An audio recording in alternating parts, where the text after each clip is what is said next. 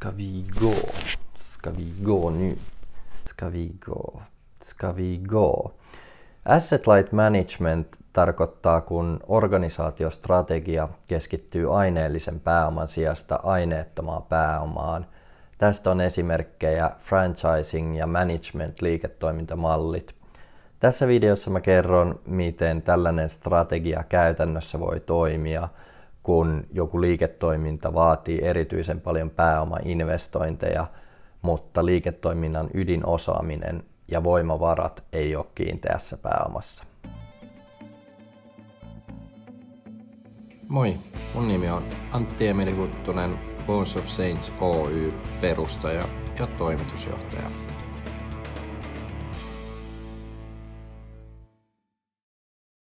Suomessa on sosiaali- ja terveydenhuollon kriisi. Hoitajien ja lääkärien määrä ei millään riitä. Leikkaussaleja pidetään kiinni, päivystykset ruuhkautuu ja ihmiset kärsii jatkuvasta hoidon puutteesta. Nyt taas suunnitellaan sairaala- ja päivystysverkkojen karsimista sekä keskussairaaloiden vähentämistä kulujen karsimiseksi. Sen sijaan, että sairaanhoitoresursseja kasvatettaisiin ja palkattaisiin lisää työntekijöitä, pääkaupunkiseudulla on valtavia rakennushankkeita: Siltasairaala, Tammisairaala, Laakso, Naistenklinikka, Jorvi. Muualla maailmassa Suomi nähdään maailman onnellisimpana kansana, koska se on ollut 6 kertaa peräkkäin onnellisuusraportin kärjessä, ja Suomi nähdään hyvinvointivaltiona, missä on ilmainen terveydenhuolto, neuvolajärjestelmät ja maailman paras sosiaaliturva. YK:n tuottaman raportin mukaan Suomi on jo 6. kertaa maailman onnellisin kansa. Markkinataloudessa taloudellinen mittari on ollut BKT, eli bruttokansantuote. Sen perusteella valtioita on voitu vertailla keskenään. Numeroiden vertailun rinnalle on noussut tunteet ja on tarvittu uudenlaisia mittareita. Erään teorian mukaan bruttokansan onni on syntynyt 70-luvulla mittaamaan onnellisuutta Bhutanissa. Talouden rinnalle noussut onnellisuus nostettiin myös YK:n agendalle, mistä syntyi tämä maailman onnellisuusraportti. Raportti on saanut kritiikkiä sen luotettavuudesta, mutta ilmeisen hyvin ihmiset tähän luottaa. Se pitäisi kuitenkin muistaa, että todellisuudessa raportti mittaa lähinnä korruption määrää, virkavallan ja demokratian luotettavuutta, köyhyyden tasoa ja niin edelleen. Oikeasti me ollaan aivan kusessa ja yhteiskunnassa on isot ongelmat, koska koko sosiaali- ja terveydenhuolto on pahassa kriisissä. Henkilöstöpulan vuoksi sairaalat joutuu leikkaamaan tehohoidosta, ne joutuu pitämään leikkaussaleja kiinni ja päivystykset on muuttunut vuodeosastoiksi, missä odotetaan hoitoon pääsyä. Ihmiset, jotka tarvitsee jokapäiväistä hoitoa, joutuu kärsimään hoitajapulasta. Edes pienet lapset ei pääse leikkauksiin, millä voisi olla koko loppuelämän vaikutus. Erityisesti hoitoalalla hoitajapula, lääkäripula, joukkoirtisanomiset ja lakot kertoo, miten huonosti ihmiset oikeasti voi.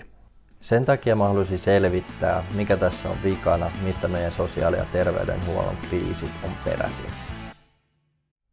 Tätä sosiaali- ja terveydenhuollon kriisiä pitäisi tarkastella 2 vaikuttamisen tasosta, mitkä on kansallinen taso, mitä toimenpiteitä Suomessa on tehty poliittisesti, sekä organisaatiotaso, millaisilla työkaluilla sairaanhoitopiirejä johdetaan. Yhteiskunnan ongelmat on tunnistettu hyvä aika sitten, silti me ollaan kusessa nyt kun asioiden pitäisi olla ratkaistu. Vanhasen ensimmäinen hallitus käynnisti kunta- ja palvelurakenneuudistuksen eli PARAS-hankkeen vuonna 2006. Hankkeen tarkoitus oli kehittää kunnallisesti järjestettävien palvelujen tuottamista tehokkaasti ja taloudellisesti. Kataisen hallitus keskeytti hankkeen. Sen jälkeen näitä on vatvottu Stubbin hallituksessa, Sipilän ja vielä Marinin hallituskauden aikana. Eduskunnan johdossa on ollut siis kaikki 3 suurta puoluetta, SDP, kokoomus ja keskusta, eikä mikään näistä ole saanut asioita toimimaan. Näihin kansallisella tasolla tapahtuviin asioihin organisaatiossa ei voida vaikuttaa, ja sen takia jokaisessa organisaatiossa pitäisi keskittyä organisaation sisäisiin toimintoihin. Sairaanhoitopiiri ei ole kiinteistöinvestointialan yhtiö, mutta kaikesta huolimatta lähdetään ratkomaan asioita, jotka on helposti ymmärrettävissä. Esimerkiksi entinen kalusto koetaan vanhanaikaiseksi, kiinteistöt korjauskelvottomaksi, tilat liian ahtaaksi ja uskotaan, että nämä aiheuttaa kiputilan organisaatiossa. Pääkaupunkiseudulla on valtavia rakennushankkeita, mitkä maksaa satoja miljoonia euroja. Uusien leikkaussalien määrä moninkertaistetaan, luodaan tuhansia uusia työpaikkoja, satoja uusia vuodeosastoja, vaikka täällä ei ole tarpeeksi työntekijöitä. Tämän rakennusprosessin aloitti Siltasairaala, joka oli kallein koskaan rakennettu sairaala Suomessa. 16 leikkaussalia, joista hoitajapulan takia vaan 12 on käytössä. Tämä sairaala tuli Töölön sairaalan tilalle, jota nyt puretaan. Vertailun vuoksi Töölössä oli 7 leikkaussalia, joista 4 tai 5 oli hoitajapulan takia aktiivisesti käytössä. Silti tilat piti yli kaksinkertaistaa. Siltasairaalan jälkeen rakenteilla on vielä Tammisairaala, Jorvi, naisten klinikka ja Laakson yhteissairaala, minkä kustannusarvio pelkästään on 838 miljoonaa euroa. Mä en itse keksi mitään muuta selitystä kuin, että asioiden johtaminen on helpompaa ja ihmisten johtaminen on vierasta. Ja tämä johtuu siitä, että aineettomat voimavarat on vaikea määrittää ja sitä on vaikea mitata.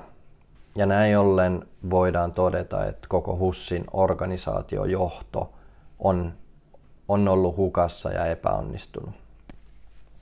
Aineellisten investointien sijasta tämän kaltaisessa liiketoiminnassa pitäisi keskittyä aineettomaan pääomaan.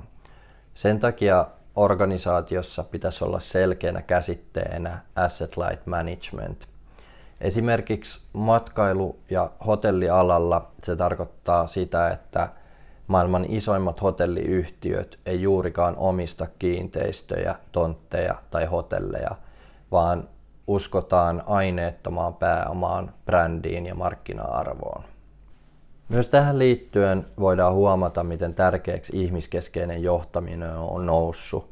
Fokus pitäisi olla nimenomaan tässä. Hoitajapula, lääkäripula, henkilöstövaje, hoitojonot, irtisanoutumiset ja lakot on seurausta vaan puutteellisesta johtamisesta. Johtamisen puute näkyy myös muutosjohtamisen näkökulmasta, kun missio ja visio ei ole linjassa strategian ja organisaatiorakenteen kanssa. Edesmennyt aivokirurgi Hernesniemi on sanonut, että henkilöstöongelmat on alkanut siitä, kun sairaalat on lisännyt hallinnon työntekijöitä. Digitalisaatio ja tietokoneet on lisännyt tämän hallinnon määrää, milloin kustannusrakenne vääristyy, eikä raha riitäkään enää hoitohenkilökuntaa.